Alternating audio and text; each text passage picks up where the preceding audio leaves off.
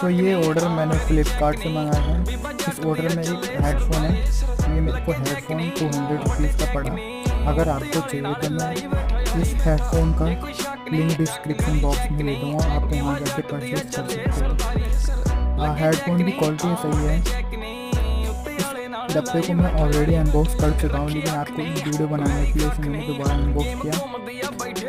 इसे एक बार जरूर बाय करके यूज़ करें। 5 में से रेट ज़रूर करना।